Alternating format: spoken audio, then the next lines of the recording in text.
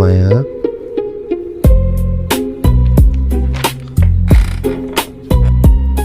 জি ফখা ভাই।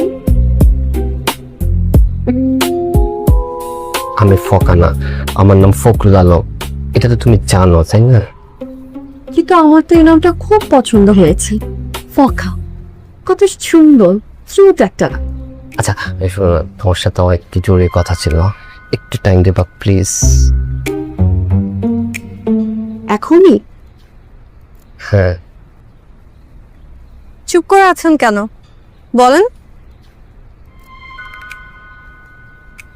বলেন।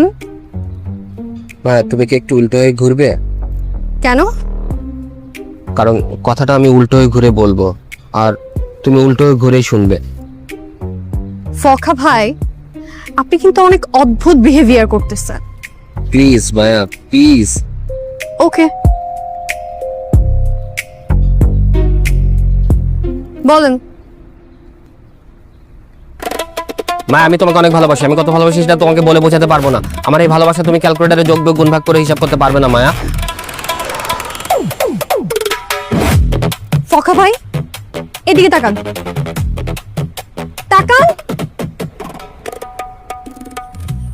আমি আপনার থেকে এমন চাইল্ডিশ ইম্যাচিওর বিহেভিয়ার এক্সপেক্ট করি নাই। আর আমি তো আপনাকে বড় ভাই মানি। বড় ভাই মানে তো জানেন, বাবার মতো। আপনি বাবা হয়ে মেয়েকে প্রপোজ করতে পারলেন? তুমি কি বলছো মায়া? জি, আমি আপনাকে মুখে ভাই বললেও মনে মনে আঙ্কেল মানি। ছি আঙ্কেল, ছি। ঠিক আছে আমি আঙ্কেল, আমি যদি আঙ্কেল হই, আমার বন্ধু সাদা তো নিশ্চয়ই তোমার আঙ্কেল হবে।